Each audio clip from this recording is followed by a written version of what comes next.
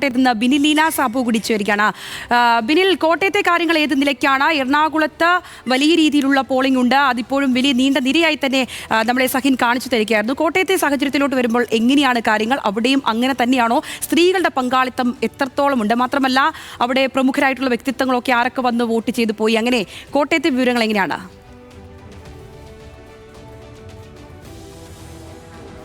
സംഗീത, സമാനമായ സ്ഥിതി തന്നെയാണ് കോട്ടയത്തുമുള്ളത്. രാവിലെ മുതൽ തന്നെ പോളിംഗ് സ്റ്റേഷനുകളിൽ വലിയ തിരക്കാണുള്ളത്. നിലവിൽ 40% പിന്നിട്ടിരിക്കുന്നു എന്നുള്ളതാണ്. 40.13 ഈ 12-15 വരെയുള്ള പോളിംഗ് ശതമാനം. അത് കഴിഞ്ഞ 5 വർഷത്തെ പരിശോധിച്ചാൽ കഴിഞ്ഞ തവണത്തേതിനേക്കാൾ വർദ്ധിച്ചിട്ടുണ്ട് പോളിംഗ് ശതമാനം.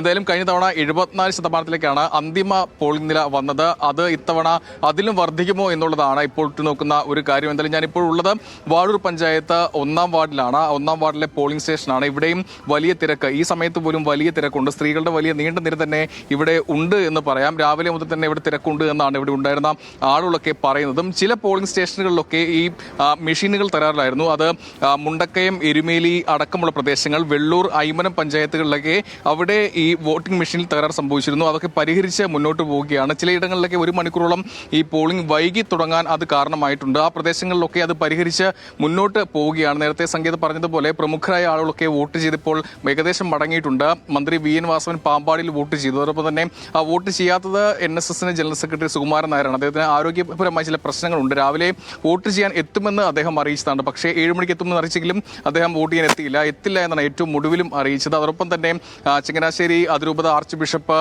തോമസ് തറയിൽ അദ്ദേഹവും രാവിലെ അസംഷൻ കോളേജിലെത്തി വോട്ട് ചെയ്തു. അതോടൊപ്പം തിരുവഞ്ചൂർ രാധാകൃഷ്ണൻ വോട്ട് ചെയ്തു. അങ്ങനെ പ്രമുഖരായിട്ടുള്ള ആളുകളെല്ലാം ഏകദേശം വോട്ട് ചെയ്ത് മടങ്ങി.